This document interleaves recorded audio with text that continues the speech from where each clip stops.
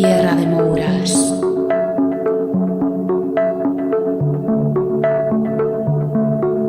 Como ya adelanté a través de mis redes sociales, en este episodio voy a contaros la historia, con sus luces y sus sombras, de un lugar del cual nunca ha hablado nadie. El cuartel de instrucción de marinería conocido como CIM, que por cierto hay dos más, el CIM de Cartagena, en Murcia, y el CIM de Cádiz, que está en San Fernando. Pero una servidora os va a contar la historia, la leyenda y los sucesos que se acontecieron en el CIM de mi ciudad natal, que es Ferrol, en A Coruña. Y os preguntaréis por qué. Pues porque desde siempre corrió el rumor entre militares y familiares de militares, pero sobre todo entre los antiguos militares de reemplazo que pasaron por estas instalaciones, que en su interior pasaban cosas extrañas. Además podréis escuchar el testimonio del que fue un militar profesional que corrobora estas historias, aportando algunos datos curiosos que desconocía, como ese sollado clausurado en el que no se podía entrar bajo ningún concepto y que estaba relacionado con un marinero que se había suicidado.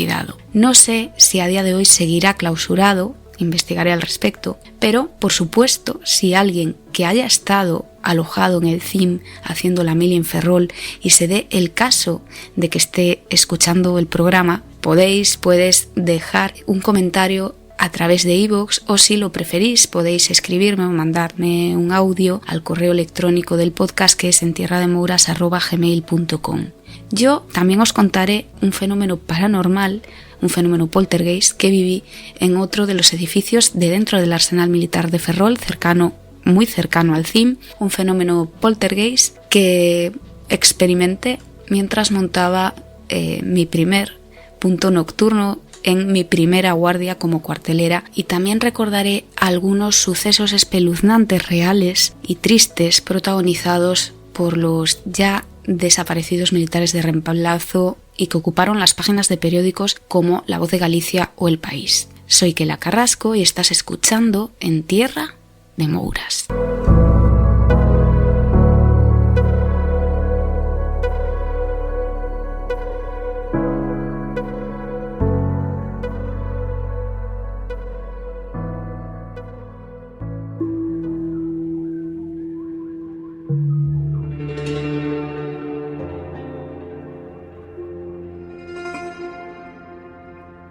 Antes de contaros la historia de este edificio histórico de Ferrol, voy a contar un poco por encima el porqué del servicio militar obligatorio, sobre todo para la gente joven que ya no lo ha pillado y probablemente pues no tenga mucha idea en qué consistía, de dónde viene y su historia. Todo se remonta al siglo XVIII, con la llegada de los Borbones a la monarquía, y España y su necesidad de soldados para el ejército, sobre todo en la Guerra de Sucesión Española, que fue entre 1701 y 1715. En este tiempo se asentaron en España las bases del reclutamiento militar. La ordenanza de 27 de octubre de 1800 consolidó el reclutamiento obligatorio como contribución a la que quedaba sometida toda la población masculina, y estableció la hegemonía del soldado de quintas como base del reemplazo del ejército español. Esto de las quintas fue un sistema de reclutamiento forzoso de jóvenes para el ejército que estuvo vigente desde la primera mitad del siglo XVIII hasta 1912, en que fue sustituido por el servicio militar obligatorio. Y de ahí, de las quintas, viene lo de los quintos, que era como se les llamaba a los jóvenes que cuando cumplían 18 años marchaban a hacer la mili. ¿Qué pasaba con esto? Que había mucha desigualdad social, porque los jóvenes de familias pudientes se acababan salvando de ir al servicio militar gracias al dinero, pagando al Estado o a otro joven para que fuese en su lugar. Pero a los pobres no les quedaba más remedio que ir. Y por eso, en las guerras de Cuba y Filipinas, sobre todo, cayeron muchos jóvenes de familias súper humildes, provenientes la gran mayoría del campo, de las zonas rurales de Galicia, de Asturias, Cantabria, Castilla, País Vasco, Extremadura. Así que en 1912 fue aprobado en las Cortes el servicio militar obligatorio con el fin de acabar con aquella discriminación. Aún así, hasta 1936, los niños ricos, como yo digo, podían seguir librándose de la mili gracias a los soldados de cuota. ¿Y qué eran los soldados de cuota? Una figura creada en España por la Ley de Reclutamiento y Reemplazo del Ejército de 1912, aprobada bajo la presidencia de José Canalejas, por la que se establecía una importante reducción en la duración del servicio militar, el servicio en filas, que llegaba a durar hasta 2 años, bueno, pues a cambio del pago de una cantidad de dinero, 1.000 pesetas, para reducirlo a 10 meses, repartidos en 3 periodos anuales de 4 meses el primero y de 3 los otros, y 2.000 pesetas para servir solo 5 meses, divididos en 2 periodos de 3 y 2 meses. Tras la Guerra Civil Española, con Paquito, Francisco Franco, volvió a cambiar la Ley de Reclutamiento y Reemplazo del Ejército. Se modificó la legislación y se estableció, entre otros cambios, la duración duraba 2 años y además en este periodo de la mili se prohibía a los soldados, a los militares, contraer matrimonio desde el minuto 1 que ingresaban en filas hasta que pasasen a la reserva, o sea que hasta que no terminasen de hacer la mili no se podían casar.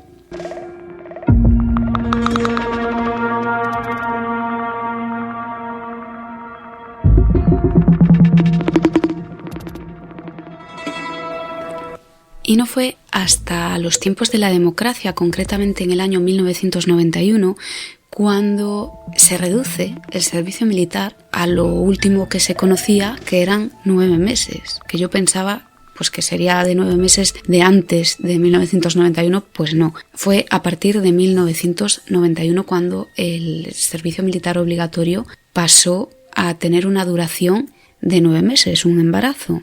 También te podías librar de la mili si padecías alguna enfermedad que pues te impidiese realizar el servicio militar, si te declarabas objetor de conciencia, insumiso o solicitabas prórrogas por estudios y, las prórrogas las podías ir pidiendo hasta el tope, que eran los 28 años, si no recuerdo mal, que ahí ya no te quedaba más remedio, había un tope de prórrogas, quiero decir, y no te quedaba más remedio que ir a hacer la mili.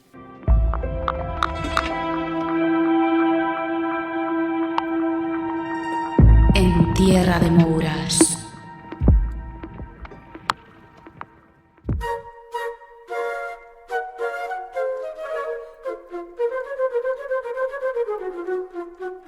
El cuartel de marinería de Ferrol es uno de los edificios más antiguos y emblemáticos de la ciudad. Está dentro del arsenal militar y fue mandado construir en el siglo XVIII durante el reinado de Carlos III.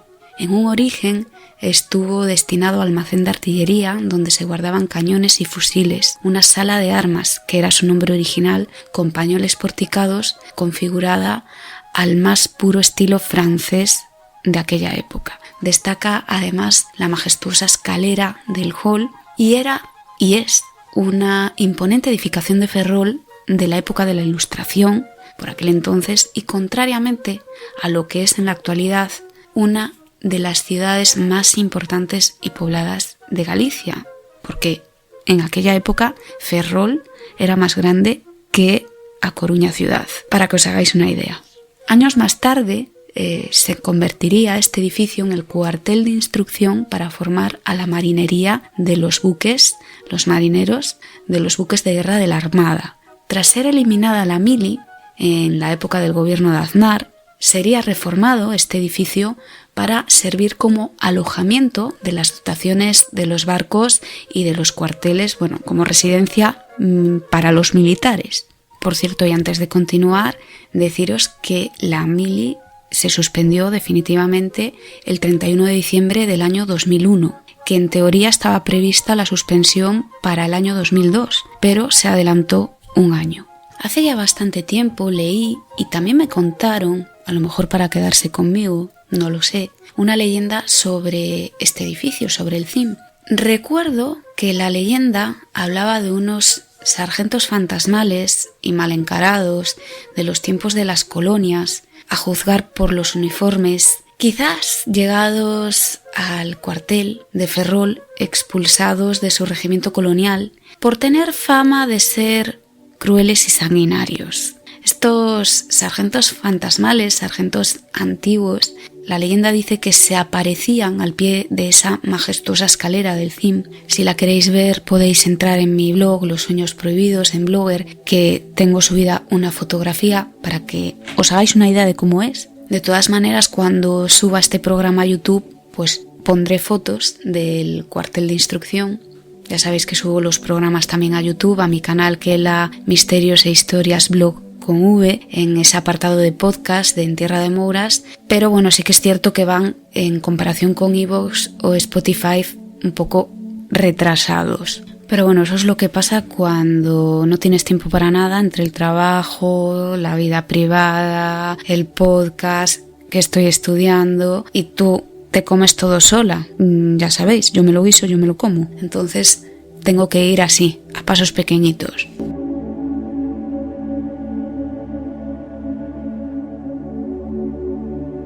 Volviendo a la leyenda, se decía que aquellos sargentos se aparecían al pie de la escalera, como ya os dije, y también en la sala de armas del CIM. Y se dice que aquel que podía verlos o escucharlos acababa perturbado.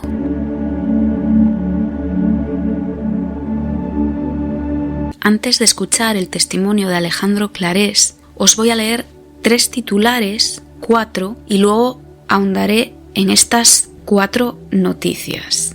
3 de ellos son del periódico El País y uno del diario Público. El primer titular data del 25 de septiembre de 1979 y dice: un cabo mata a un capitán en el Ferrol. El segundo titular data del 16 de diciembre de 1987 y dice: aparente suicidio de un soldado de marina en un cuartel del Ferrol.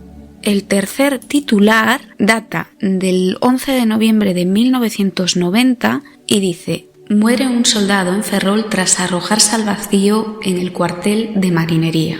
Y el cuarto titular, que es más moderno, este data del 2 de marzo del año 2017, pertenece al diario Público y dice así: Defensa archivó más de 300 casos de suicidios en la mili. Ahondaré en estas historias, pero antes quiero que escuchéis el testimonio de Alejandro. En Tierra de Mouras.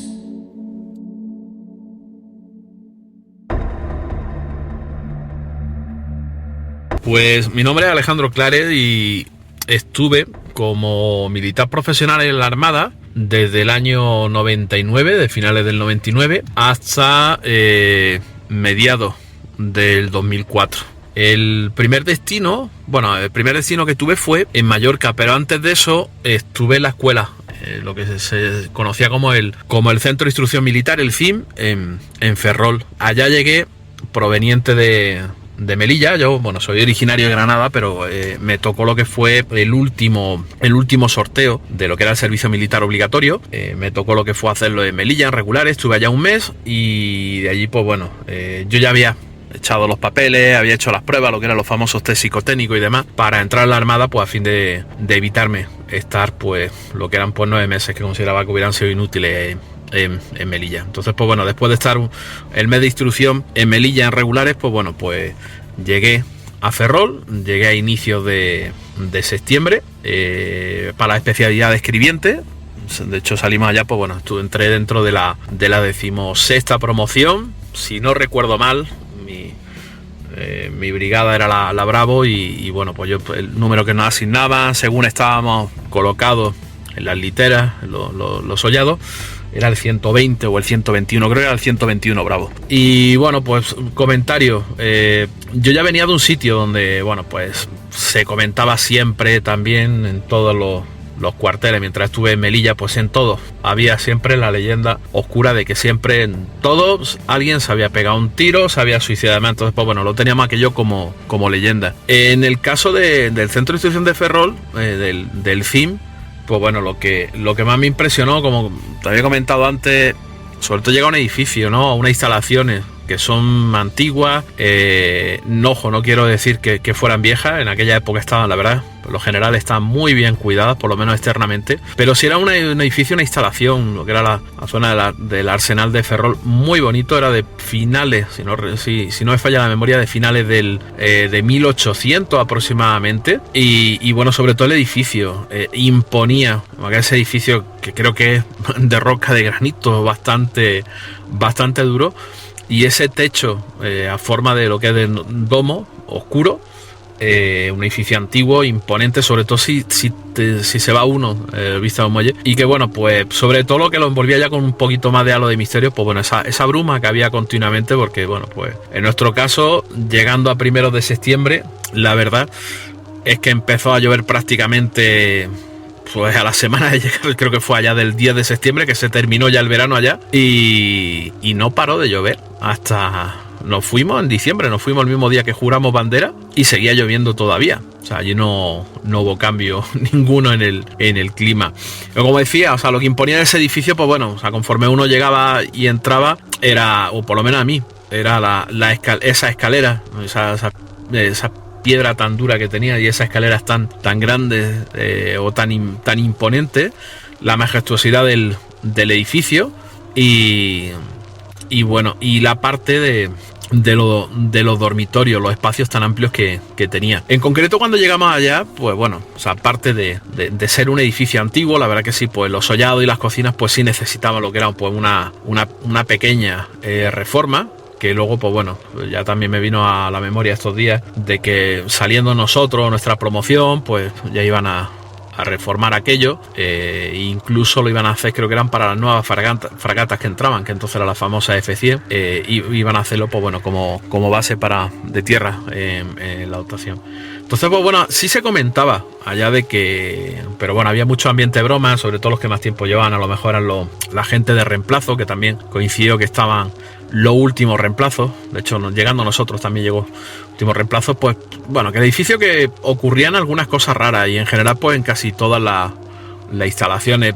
Yo en concreto no vi nada, aunque sí teníamos sensaciones. Una de ellas que nosotros, pues bueno, los sollados estaban en el ático, donde para ubicarlo del edificio, la parte externa sería justo donde está ese domo, ese techo oscuro, y bueno, pues estábamos entonces, si no me fallaba la memoria, había 3 sollados, creo que eran en el ático. Uno se asignó a las chicas, allí estuvimos tanto los maniobras como los escribientes.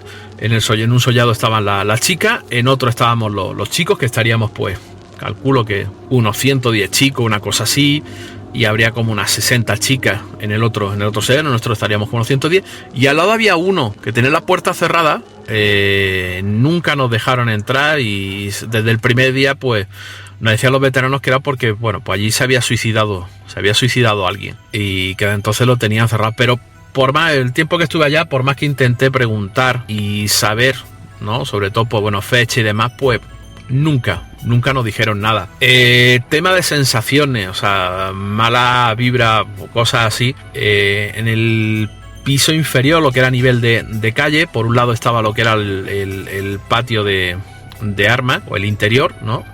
Ahí no, o sea, había una zona, lo que era un altillo donde veíamos televisión, pero del otro lado estaba justo la lavandería, y lo que sí recuerdo de aquel sitio era que la mitad de la estancia donde trabajaba la gente de lavandería, había una zona que sí estaba iluminada y otra que era muy oscura, y se sentía ahí, pues bueno, no sé, como un ambiente un poquito pesado. A mí me da la sensación de que aquello parecía un calabozo. Luego en las cocinas hubo algún compañero que también entró, justo también allá en nuestra promoción, cuando entró la parte de maniobra y escribiente, entraron los de hostelería, que decían que de vez en cuando se movían, si dejaban lo que eran pues algún utensilio de cocina, o sea, los típicos, pues bueno, que lo cuelgan, pues lo que se utiliza, lo que son raseras y cucharas de estas grandes, lo que son para charones estos grandes para tomarlo, servir la sopa desde la olla, que si lo dejaban colgados como que se movían, como si fuera el viento que lo moviera, y allí pues la verdad que si no abría la ventana había poco viento. En mi caso en particular, cuando me tocaban las imaginarias, que siempre me tocaban la segunda y la tercera, o sea, era en plena madrugada y me rompía el sueño, en la zona de los baños,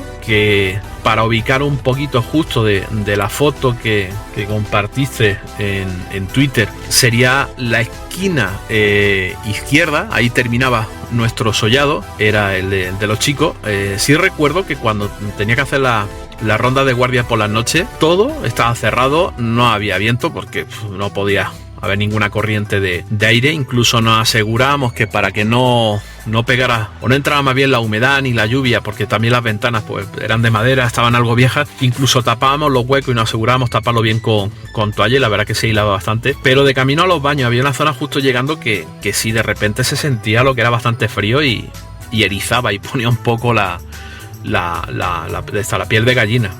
Así que bueno, eso puedo decir que fueron solamente sensaciones. Digo, en el sollado de al lado, pues sí, a lo mejor nos sugestionábamos mucho. Era el sollado donde comentaba, se había suicidado o decían que se había suicidado el chico este. Luego preguntas versiones y uno te decía que si se había pegado un tiro con un Cedme, cuando yo creo que era imposible, porque todos sabemos que en aquella época las guardias se hacían principalmente, los que iban con armas dentro de las instalaciones eran balas de fogueo, eran de salva. A lo mejor los que estaban fuera, los que era la zona perimetral, pues sí tenían dos, creo, recuerdo, no sé si era la primera, la segunda también de salva, y había una tercera que sí era munición real. Entonces pues no puse a ver. Otros decían que se había ahorcado, con lo cual pues yo no encontraba sitio en los sollados ni siquiera ni de una litera de donde alguien se pudiera ahorcar, ni siquiera incluso en los baños, y otros decían que se había tirado por una ventana. Así que bueno, pues eso quedó solamente como leyenda. Pero bueno, de que siempre la gente comentaba que había malas vibras por allá, pues bueno, pues es normal. Pero bueno, ya a partir de ahí pues también salieron y preguntando a la gente, sobre todo que había estado embarcado en los antiguos buques, en el Aragón y en el Castilla, decían que era porque que ahí sí se veían, en esos barcos sí se veían fantasmas, y había gente que sí había visto fantasmas. Nunca conocí a alguien que dijera yo lo he visto, sino que bueno, pues venía de historias, pues a lo mejor como teléfono descompuesto, de que uno conocía a otro, que no sé qué y demás, y decían que era por la historia de que esos barcos habían traído cadáveres de la guerra de Vietnam y que se habían quedado impregnados. Si uno empieza a ver lo que son las fechas de entrega de esos barcos a la Armada, esos buques creo que nunca estuvieron en Vietnam, por lo menos los dos. Si me suena que estuviera la guerra de Corea y demás. Pero bueno, pues son experiencias, un edificio que lo particular, pues a mí pues me marcó un poquito, sobre todo digo eso, las guardias como la hacíamos por la noche. Un edificio que de tener mucho movimiento, mucho jaleo durante el día, llegaba la noche y era completo silencio lo que había a lo mejor pues también, como os digo, la zona de las cocinas también sí me impresionaba, las sombras que había en la zona de sombra donde no entraba la luna. Una vez que se apagaba, pues bueno, puede ser que hubiera algún rayo de luz de los fluorescentes que entraba y demás, pero no, era oscuridad absoluta. Eso sí imponía mucho, es como si fuera un muro. Digo, posiblemente fuera autosugestión, ¿no? Lo que te daba, ¿no? De ese muro de la luz hacia una zona muy oscura. Pero bueno, creo que era lo normal. También, como comentaba, pues el mensaje que envié, estos edificios pues creo que también se quedan impregnados. Son edificios con mucha historia, ha pasado muchísima gente que también sufrió mucho, sobre todo en la época del servicio militar obligatorio. Lo pasó muy mal, sobre todo con las novatadas, eran muy crueles tiempo antes que llegáramos nosotros. No toda la gente estaba preparada ni mentalizada que fuera otra época, pues como ocurriría hoy en día, para salir de casa y estar en un sitio, pues bueno, donde había un ambiente pues bastante duro, aunque sí, es decir que era más suave. La Armada era mucho más suave que respecto al ejército de tierra, y ya incluso vivimos la época de profesional, pues como había gente que incluso yendo voluntariamente como profesional, pues no soportaba aquello, no soportaba pues lo que eran las normas y sobre todo pues bueno, cierto tipo de vida que se vaya, que ya sabemos pues bueno, con una vida aparte de estar sujeto a lo que digo, estrictamente lo que son a las normas, pues bueno, con mucha disciplina, sitio pues bueno, que también pues era de donde había pocos medios, pues, si recuerdo entonces pues que no estabas como en casa, o sea que eran unos colchones que venían heredados y era pura como espuma, o sea, era un ambiente pues muy modesto también. Así que bueno, pues eso es lo que puedo decir, o sea, no me extrañaría que hubiera en todo el arsenal, todo el edificio de las instalaciones, pues que si se sintieran o se vieran presencia y demás, hubiera tenido otra experiencia. Entonces pues bueno, pues sí algo que me gustaría, lo particular pues sí, personal pues sí me gustaría saber, sobre todo por la antigüedad del edificio.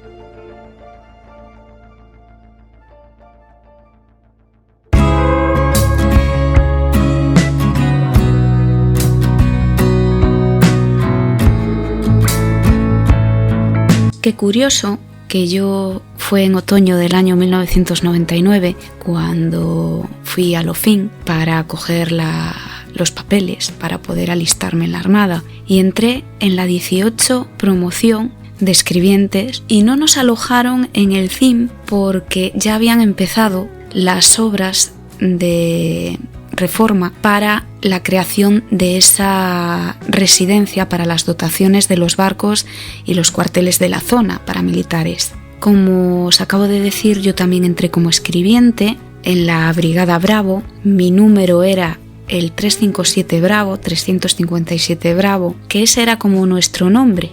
O sea, el número era nuestro nombre cuando eras aspirante a marinero profesional. Y a nosotros nos alojaron en un edificio de dentro del Arsenal Militar de Ferrol porque, bueno, como os digo, el CIM estaba con obras de reforma y en la Esengra, que es la Escuela de Especialidades de la Estación Naval de La Graña, que era donde debíamos de estar allí alojados, no había sitio porque era una época en la que entraban muchísimos aspirantes a la Armada. Entonces casi que se solapaba una promoción con la otra. Así que bueno, pasamos, si no recuerdo mal, como 2 semanas o algo así. No lo recuerdo porque es que estoy hablando de hace, para 24 años. Me hizo gracia lo que dijo Alejandro de lo de los colchones heredados, y es que es verdad. Dormíamos en colchones de goma espuma más viejos que la cancana, o sea, ahí había dormido todo Cristo en ellos, y ahí era donde te tenías que acostar, ¿no? Y con eso te tenías que conformar porque no había otra cosa. Entonces, imaginaros a chavales de reemplazo que vendrían de familias probablemente pudientes, porque la mili pues la tenía que hacer todo el mundo, y tener que dormir en esas camas que eran horrorosas, unas literas triples, que bueno, yo cuando estuve en la tercera cama de arriba no se usaba, solo se usaban las 2 de abajo, pero bueno, eso se movía y hacía un ruido tremendo de hierro, era horrible la verdad. Y yo, el tiempo que estuve en el Arsenal, alojada en este cuartelillo, que era donde estaba antiguamente el OFIN, que era la oficina de reclutamiento, por la noche recuerdo que tenía un montón de pesadillas súper chungas. Mi compañera de la litera de arriba me lo decía: oye, anoche gritaste, ¿qué te pasó? Y precisamente uno de los primeros artículos que escribí en mi blog de blogger, Los Sueños Prohibidos, que se titula Una anécdota de miedo, va sobre esa experiencia, fenómeno poltergeist, cosa rara que viví en esa primera guardia como cuartelera por la noche, que en su día ya la comenté en el programa de Víctor Misterios Universo en la Red, pero bueno, la voy a volver a comentar para todo aquel que no me siguiera de antes y no la conozca. Pero primero quería hablaros de esas noticias de las cuales os leí los titulares, porque si estuvisteis escuchando atentamente el testimonio de Alejandro, de Alex, cuando menciona el tema de los suicidios, se os pondrían un poquito, digo yo, los pelos de punta. Yo, hasta que no fue después de vivir esta experiencia en el cuartelillo de dentro del Arsenal, no sabía nada del tema de los suicidios. Comenté lo que me había pasado a algunas personas y una de ellas me dijo que podía ser algún tipo de impregnación, porque en los vestuarios, sobre todo, era donde se suicidaban los militares de reemplazo colgados de las duchas. Y fue a raíz de eso que empecé a investigar un poquito y me encontré con estas noticias, y alguna de ellas en verdad es bastante trágica y te deja pensando. Y vosotros os preguntaréis cómo se puede colgar a alguien de una cebolleta de la ducha. Bueno, pues las cebolletas de las duchas de los vestuarios militares eran fijas, y si tú te atas una soga al cuello, la cuelgas de la cebolleta y dejas el cuerpo muerto, caer inerte, muerto, te asfixias y te ahogas y te matas, básicamente. Lo mismo pasa con las personas que se cuelgan de los pomos o las manillas de las puertas. Es exactamente la misma historia.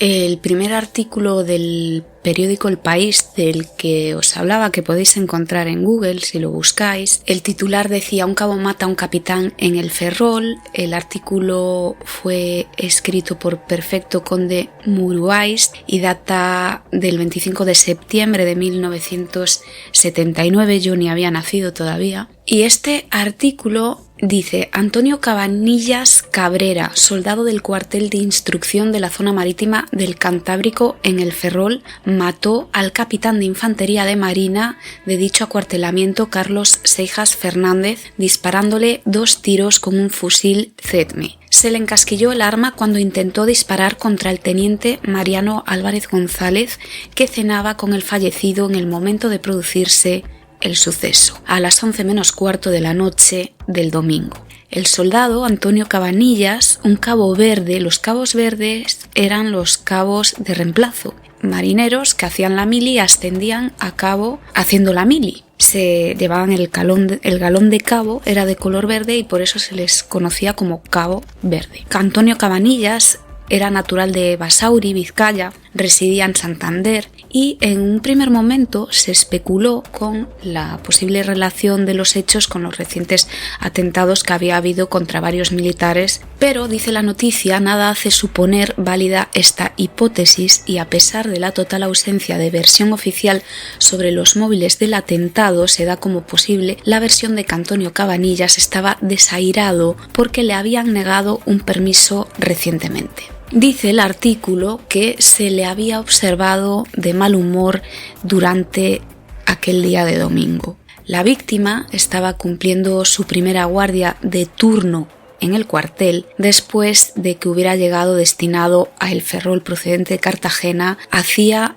10 días. La noticia conmovió a los medios militares ferrolanos y a la opinión pública de la ciudad por aquel entonces. El capitán Seijas dejó viuda y un hijo de 5 años en aquella época, 1979, y el caso fue instruido militarmente por el capitán del mismo cuerpo, Víctor García Alonso, que actuó como juez. El soldado homicida, dice el artículo, ingresó totalmente aislado en la prisión militar de Caranza. El cuerpo de la víctima fue enterrado en el cementerio de Sillobre, cercano a El Ferrol, con la asistencia de algo más de 1000 personas, según dice este artículo, ¿no? Que es un artículo del 25 de septiembre de 1979.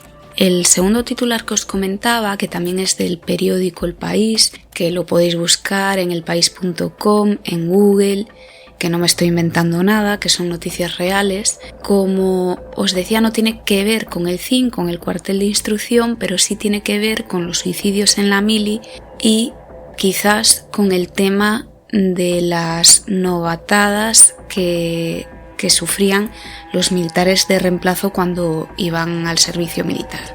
El titular decía: aparente suicidio de un soldado de marina en un cuartel del Ferrol. El artículo fue escrito el 16 de diciembre de 1987 por Ricardo Sandoval y viene a decir: Pedro Teira Crujeira, natural de Salamanca, que se hallaba cumpliendo el servicio militar en el Tercio Norte de Infantería de Marina de Ferrol, falleció en extrañas circunstancias a consecuencia de un disparo de su fusil de asalto, hallándose junto al cadáver varias balas y escrita en el suelo la frase: aquí yace un infante de marina que murió. Estos hechos ocurrieron el sábado día 5 de diciembre de 1987, sin que desde entonces se hiciera público ningún tipo de información relativa a este caso de presunto suicidio. Autoridades de Marina consultadas declararon que ha sido abierta una investigación judicial, lo cual impide informar sobre el suceso, aunque sí admite que las circunstancias que le acompañaron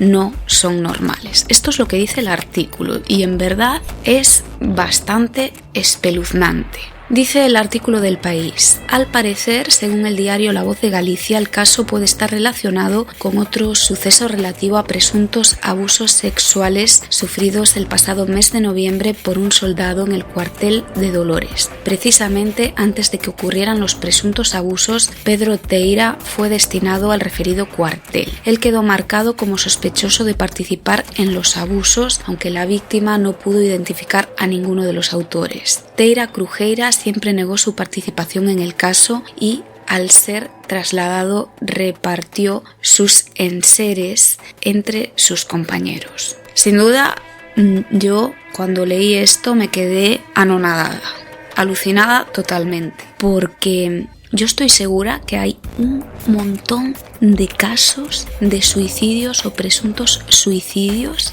en tiempos de la mili que se han silenciado, que, como os digo, el ejército, las fuerzas armadas es un mundo muy hermético donde se hace el silencio y escarbar es un tanto complicado. El tercer titular, situémonos en noviembre, el día 11 de noviembre del año 1990, decía: muere un soldado en Ferrol tras arrojarse al vacío en el cuartel de marinería. Esto sí fue en el CIM de Ferrol. El artículo fue escrito por José Hermida y dice: un joven de 19 años que se había incorporado al servicio militar el jueves se suicidó ayer en el cuartel de marinería de Ferrol al arrojarse desde una ventana. No era leyenda, como veis. Era real que un marinero de reemplazo se había arrojado al vacío desde una ventana del CIM. Sigo leyendo el artículo. El soldado logró burlar la vigilancia que le había sido impuesta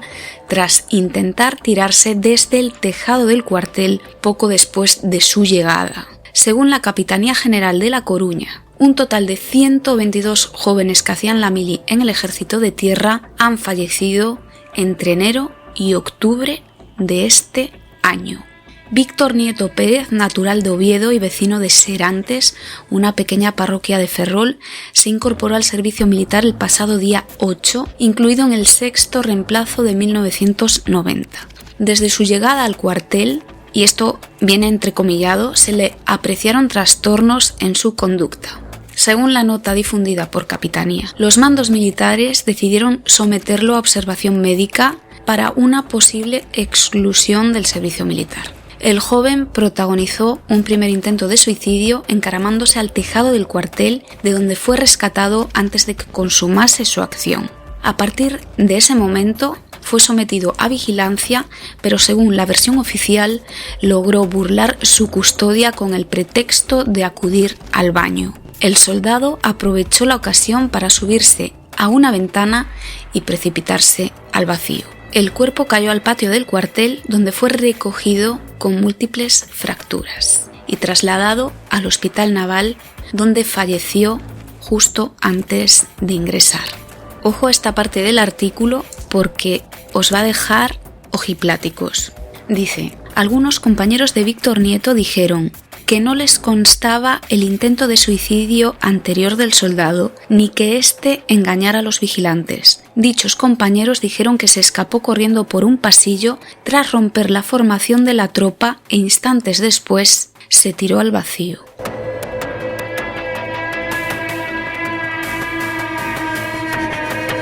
En tierra de Mouras. Defensa archivó más de 300 casos de suicidios en la mili. Así empieza el artículo del Diario Público del 2 de marzo del año 2017. Se cumplen 20 años de la muerte de Unai Salanueva, un joven insumiso que se arrojó por una ventana antes de volver a la cárcel. Su caso forma parte de un largo listado de jóvenes que acabaron con su vida en pleno servicio militar obligatorio. El Estado jamás asumió ningún tipo de responsabilidad. En este artículo, Danilo Albín, que es quien lo escribió para el Diario Público, cuenta la historia de este chico, un chico que tenía claro que la mili no iba con él, no quería hacerla, al igual que otros jóvenes en tiempos de la mili que la tuvieron que hacer obligados sin estar de acuerdo con ello. Tampoco en el caso de este chico quiso hacer la prestación social, que era lo que se hacía en caso de que te declarases objetor de conciencia, entonces tenías que hacer trabajos sociales. Y en este caso él se declaró insumiso. Al declararse insumiso, el Estado ordenó su ingreso en prisión por considerarse un delito y, aprovechando un permiso carcelario, aprovechó este joven para suicidarse, lanzarse por una ventana desde un tercer piso a la edad de 22 años. Era un crío. El artículo también analiza la cantidad de suicidios que se produjeron en los tiempos de la mili, sobre todo en los últimos tiempos de la mili. Dice concretamente: de acuerdo a distintos informes, entre el 1 de enero de 1983, fecha desde la que existen datos, o sea, no hay datos anteriores a esa fecha, imaginaros entonces todo lo que habrá pasado anterior, ¿no? Entre el 1 de enero de 1983 y el 31 de diciembre de 2001, día en el que se hizo efectiva la derogación de la mili, que se acabó la mili en España, se produjeron un total de 303 suicidios.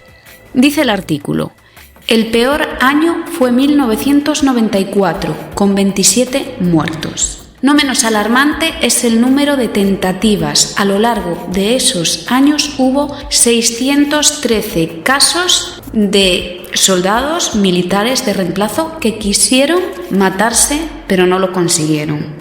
Sigo leyendo el artículo. En 2009, los profesores de psicología Fernando Miralles Muñoz y Antonio Cano Vindel publicaron un informe sobre los suicidios en soldados de las Fuerzas Armadas de España en la última década del servicio militar obligatorio entre 1991 y 2001. Dice el informe: a la hora de analizar los suicidios que se produjeron durante el tiempo de servicio en filas, los portavoces del Ministerio de Defensa suelen referirse a la existencia de jóvenes con cuadros psicopatológicos que, pese a todo, han ingresado en el ejército. Una de las causas frecuentes de suicidio son las psicosis maníaco-depresivas o las simples neurosis en procesos agudos. Seguimos leyendo el artículo. Más allá de esas valoraciones, lo cierto es que el Estado español jamás asumió, ni los tribunales le hicieron asumir, ningún tipo de responsabilidad en esas muertes. El artículo continúa contando la historia de otro joven, relacionada con el tema de las bromas, las novatadas y también con posibles problemas psicológicos. Mi pregunta es: ¿por qué no se les sometía a estos chicos a un examen clínico, psicológico, psiquiátrico, como por ejemplo a los militares profesionales que entran en las Fuerzas Armadas, que tienen que pasar unos psicotécnicos y unas pruebas médicas? Yo creo que estos chicos también tendrían que haber sido analizados detenidamente, porque posiblemente muchos casos de suicidios no hubieran ocurrido. Sí que es cierto que otros, estoy segura, que se pusieron como suicidio y fueron tapados y a lo mejor no fueron suicidios. Como podéis comprobar al leer estas noticias, el mundo de las Fuerzas Armadas en España, y yo creo que en general en todos los países, es un mundo muy hermético. De hecho, ellos tienen sus propias leyes, sus propios juicios, aunque hoy en día se puede denunciar algo tanto por la vía militar como por la vía civil, pero es un mundo muy hermético y muy oscuro, en verdad. Es un mundo muy oscuro. Al final, como el que busca encuentra, con estas noticias me salió otra noticia más con el titular: 84 jóvenes murieron haciendo la mili durante el primer semestre de este año. Es una noticia también del diario El País, escrita por Miguel González el 11 de octubre de 1989. Así que primer semestre de 1989, 84 jóvenes murieron haciendo la mili. Al final, lo que están dando a entender estas noticias es que las muertes durante el servicio militar se calculaban, analizaban como las muertes en accidentes de tráfico, por ejemplo. O sea que era habitual que los jóvenes de reemplazo falleciesen realizando el servicio militar. No me quiero liar más con este tema porque hay que desgranar mucho y en verdad hay muy poquita información. Habría que meterse en un archivo militar, investigar todo este tema de los suicidios en la mili más a fondo. Como la mayoría de los casos son de finales de los 80, principios de los 90, no sé yo si eso se podría investigar porque no sé si se considera documento histórico, porque no tiene ni 50 años. Entonces, ahí tengo yo mis dudas y no sé tampoco si habría algún investigador dispuesto a investigar todo este tema, que parece que tiene chicha, pero bueno, como os digo, es un mundillo muy complicado en donde meter la cabeza.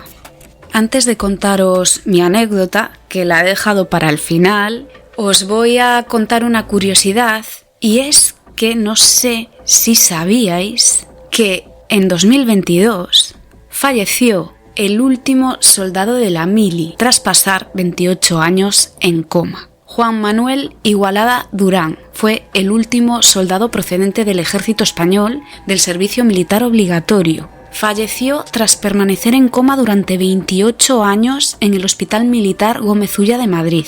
Fue movilizado en 1993 y realizaba el servicio militar en Ferrol cuando sufrió un accidente durante unas maniobras. Los médicos lograron salvar su vida, pero quedó en un estado vegetativo irreversible. El ejército entonces decidió no darle de baja para que pudiera seguir siendo asistido por la sanidad militar. Así que técnicamente su servicio militar duró casi 30 años. Desde 1993 ha estado ingresado en el Gómez Ulla, en el Hospital de Madrid, donde falleció a la edad de 48 años.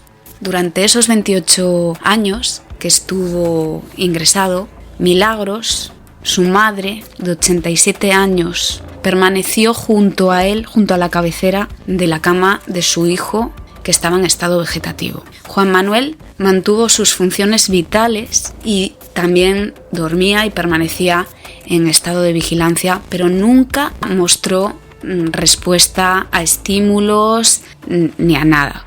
Él había sufrido unas lesiones muy graves. Así que bueno, os lo cuento un poco como anécdota, esto, todo el tema de la mili, ya que os he hablado de ella. Y nada, es una curiosidad triste, porque es triste, me parece súper triste, pero quería que lo conocieseis. Y un poco también, pues, en homenaje a este pobre chico, que por cierto era natural de Cuenca.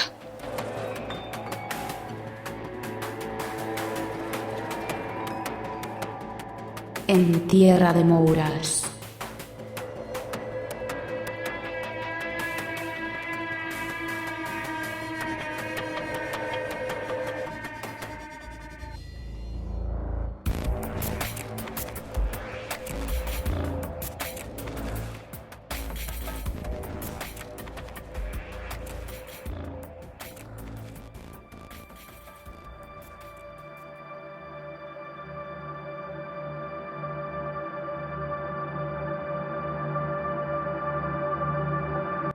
Cuando me pasó lo que me pasó en aquellos vestuarios del pequeño acuartelamiento de dentro del arsenal militar, por si pensáis que podía ser sugestión, deciros que no tenía ni idea de los suicidios y por otro lado estaba en una etapa de mi vida de no creencia en nada porque solo hacía un año que había muerto mi madre. Su pérdida 10 días después de mi 19 cumpleaños para mí supuso el enfadarme con el mundo, con el más allá y con Dios. Para mí, en aquel momento, la muerte me pareció el fin de todo, el fin de la existencia, porque una persona que era esencial en mi vida dejó de ser, dejó de existir. Así que no había sugestión posible, ya que no creía en fantasmas ni en nada que tuviese que ver con lo paranormal. Es más, hasta dejé de escuchar los programas de radio que estaban relacionados con los temas del misterio porque me parecían una tremenda gilipollez. De hecho, dejé de llevar medallitas de Jesús y crucifijos y cosas de estas por lo mismo. O sea, me enfadé con la religión, me enfadé con el mundo, me enfadé con todo. Por lo tanto, tengo muy muy claro que yo lo que vi aquella noche ni fue producto de mi imaginación, ni fue producto de la sugestión, ni un sueño, ni estaba dormida. Fue totalmente real. Estaba de pie, lo escuché y lo pude ver con mis propios ojos.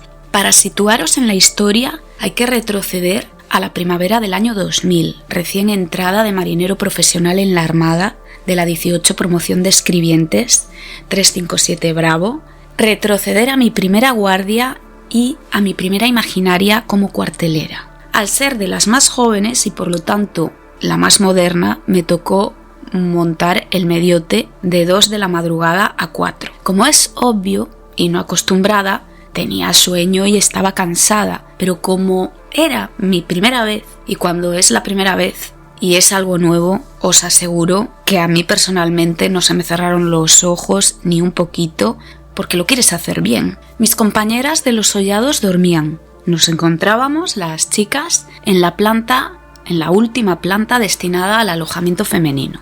Era la última planta de aquel edificio. Y la luz roja de policía era lo único que iluminaba el pasillo. Solo tenía que vigilar que no ocurriera nada, que todo estuviera en orden durante un par de horas y luego de vuelta a la cama.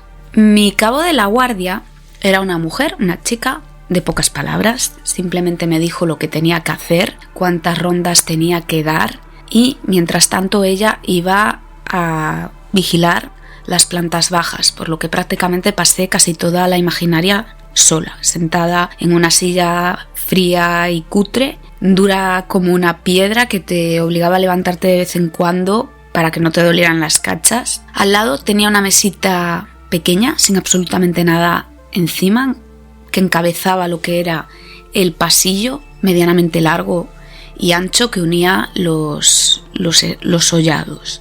Detrás de mí, a escaso 1,5 metros o menos quizás, tenía la puerta blanca de doble hoja de los vestuarios. Los vestuarios tenían que estar con la luz encendida, no se podían apagar, tanto de día como de noche. Tenían que tener siempre las luces encendidas. Y delante de mí, a mano derecha, la escalera que bajaba para las plantas inferiores.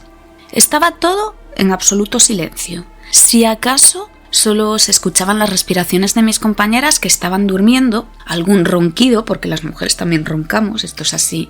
Y a mí, como me agobiaba bastante estar sentada, pues lo primero que hice fue levantarme, porque de aquella los móviles no eran los móviles que tenemos hoy en día, no teníamos la dependencia que se tiene hoy en día, básicamente porque los primeros móviles que salieron solo servían para llamar y poco más, mandar mensajes que además eran una ruina, porque era carísimo mandar mensajes. Así que nada, recuerdo que me puse a caminar por el pasillo muy despacito para intentar hacer el menor ruido posible con las pisadas. Aún así, pues algo se sentían y el tintinear de las hebillas de mis correajes. No había dado ni 2 pasos cuando escuché un grito escalofriante, un grito como un alarido gutural, es que no lo sé explicar, a mis espaldas. Provenía de los vestuarios, que estaban, ya digo, con la luz dada, pero las puertas cerradas. Obviamente me sobresaltó, frené en seco, me quedé petrificada, en plan, ¿qué es eso? ¿Quién está ahí dentro? ¿Y qué le pasa? Me giré, fijé mis ojos en esas puertas blancas, por si se abrían y salía alguna de mis compañeras. Pero vamos, que no, de allí no salió nadie y la puerta la abrí yo. Y es que realmente era imposible que hubiera nadie dentro porque anteriormente había hecho la ronda junto con mi cabo a los vestuarios y por delante de mis narices no había pasado nadie cuando ella se había ido. Y cuando pasamos la ronda, allí no había nadie. Mis compañeras, ninguna se había levantado. O sea, era totalmente imposible que en los vestuarios hubiese nadie. He de decir que en ese momento en el que entro en los vestuarios todavía no sentía lo que se dice susto o miedo. Extrañeza sí, mosqueo también, pero no miedo. Incluso llegué a pensar que quizás había percibido mal la dirección del sonido y ese grito lo había hecho alguna de mis compañeras soñando en alto. Así que, pues eso, me dispuse a entrar en los vestuarios para comprobar que estaba todo bien. Giré el pomo de la puerta, la abrí despacito, entré pues sin armar mucho escándalo, volví a cerrar la puerta, olía a lo que huelen los vestuarios, una mezcla de como lejía, amoníaco, sal fumán que se utilizaba mucho en la Armada para limpiar los baños y obviamente a pises, a orina. Nada, fui mirando uno a uno los pasillos del vestuario porque se dividía en duchas, creo recordar que eran primero duchas, en el medio los retretes y por último los lavabos. Yo sé que de último estaban los lavabos frente a las ventanas y luego en el medio dudo si eran las duchas o los retretes. Ahí dudo un poco porque ya os digo, esto pasó hace 24 años y los recuerdos tienden a perderse muchos detalles que no podemos recordar tampoco perfectamente. Bueno, el caso es que yo empecé a mirar, yo juraría que primero estaban las duchas, no había nada, a ambos lados, ¿no? Porque había un pasillo central, un pasillo de duchas y a la izquierda otro pasillo de duchas. Bueno, los retretes igual. A la derecha un pasillo de retretes, a la izquierda otro pasillo de retretes. Allí no había nadie, allí no había nada. Cuando me voy a acercar a los lavabos, a los pasillos de los lavabos, ahí ya ni fui capaz de adentrarme cuando me percato de que la puerta del vestuario se abre y se cierra sola, pero muy violentamente. Y yo lo veo cómo se abre la puerta. Es que fue todo muy, muy rápido. La puerta se abrió y se cerró sola. Daba la sensación de que allí dentro había algo que quería salir y abrió la puerta, se marchó y cerró la puerta violentamente de un portazo. Y esa fue la sensación que tuve y evidentemente me quedé atónita, me temblaba absolutamente todo, me quedé agarrotada, se me agarrotaron las piernas, me temblaban las rodillas, me temblaban las manos, me temblaban hasta las pestañas. Y fue en plan, ¿y ahora qué hago? ¿Qué acaba de suceder aquí? Fui a un lavabo, me lavé la cara con agua fría, me eché agua fría en la nuca, conté hasta 10, 2, 3 veces y me dije, bueno, no me puedo quedar aquí, tengo que salir y esto que ha pasado voy a hacer como que no ha pasado. Pero había pasado. Y evidentemente intentas buscarle una explicación racional a por qué se abrió y se cerró la puerta sola. Miré y remiré la puerta, la abrí, la dejé colocada en todos los ángulos posibles para comprobar si se volvía a cerrar. No se cerraba, no había ni una gota de aire, no había corriente de aire ni procedente de las escaleras ni de las ventanas porque estaban cerradas. Además, la puerta no era de madera maciza, que, bueno, pues podía ser que por el peso de la puerta y la inercia se cerrase sola, pero que se abriera sola. Y no era el caso, ¿no? Porque era una puerta más bien de madera mala, no pesaba absolutamente nada. Así que bueno, no le encontré explicación posible, me senté en la sillita, esperé a que viniese mi cabo, no le comenté nada, pero cuando ella llega es cuando realmente me doy cuenta de que lo que me pasó de verdad. Porque nada más verme, lo primero que me pregunta es, Raquel, ¿estás bien? Y yo me quedo mirando para ella y le contesto, sí, ¿por qué? Y me dice, porque estás muy, muy pálida. Muy blanca, muy, muy pálida. ¿Te pasó algo? Y yo le contesté, no, todo bien. Pero en verdad, por dentro yo decía, madre mía, es que esto tampoco lo puedo contar así como así. Y si ella realmente ve que estoy blanca, es que verdaderamente he visto lo que he visto y obviamente me he asustado. Recuerdo que se lo comenté a algunas personas, no a muchas, porque como os digo, además en aquella época no creía en absolutamente nada y si os pensáis que después de esto empecé a creer, os equivocáis de lleno porque no fue hasta el verano de ese año y tampoco es que volviese a creer, sino que recuperé un poquito de fe en los santitos, como digo yo, Y es que ese verano casi nos matamos mi padre y yo en un Ford Fiesta camino a Cartagena, porque solo a él se le ocurrió adelantar a 2 camiones por una carretera nacional con un solo arcén, con un Ford Fiesta 1600 diésel del año 84. Así que gracias a la destreza de la furgoneta que venía de frente, que se echó al arcén, pasamos prácticamente los 2 camiones, mi padre y yo, y la furgoneta, o sea, el Ford Fiesta y la furgoneta a la vez. Y en ese momento solo se me ocurrió rezarle a mi madre, pero rezar a fin de cuentas, y pues no hubo que lamentar ningún tipo de daño. Y lo cierto es que yo siempre digo que ese día volví a nacer, y a raíz de ahí pues volví a colgarme del cuello medallitas y crucifijos y esas cosas. El caso, que no me quiero liar, que no se lo conté a mucha gente, pero a algunas de las personas que se lo comenté, el fenómeno poltergeist. Una de ellas me comentó el tema de los suicidios de los militares de reemplazo, de los suicidios de soldados en la mili, y que podía ser algún tipo de impregnación que hubiese en aquellos vestuarios, porque a lo mejor algún marinero se había colgado de las duchas, por ejemplo, o se había suicidado en esos vestuarios.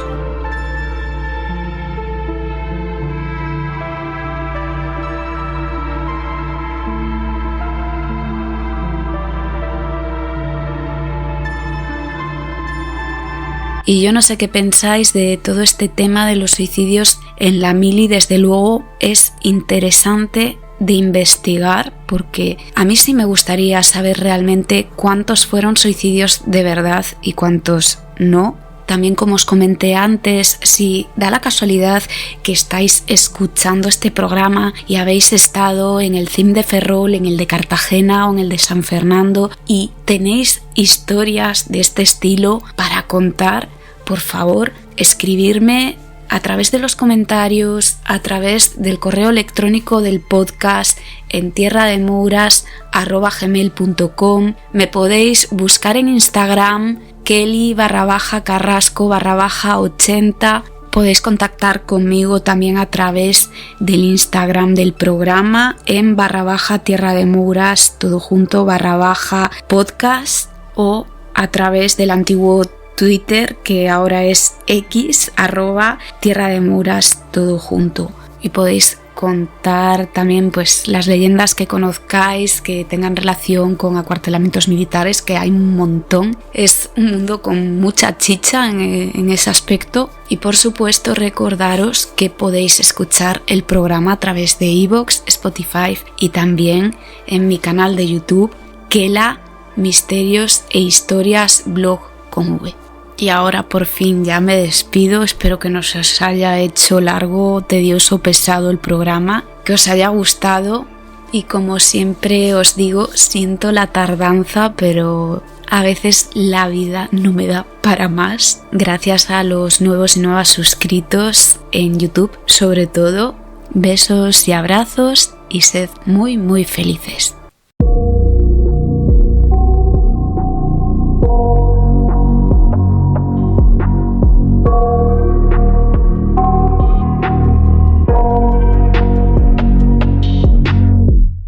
I got nightmares in my head, I fear that the thoughts build up until I can't hear, that my mind fills up into a creature, and it haunts me somewhere much deeper. Anxiety, filling up every space, no privacy. And silently, it could build and build until you finally see, whoa, it's taking over, damn no closure, moving closer. No exposure, I just wanna be a loner. Some can't stay sober, looking over all their shoulders, like moving boulders just to get out of the home. It sucks, I've had enough, I don't wanna feel the stuck under the rug, all my problems that I shove.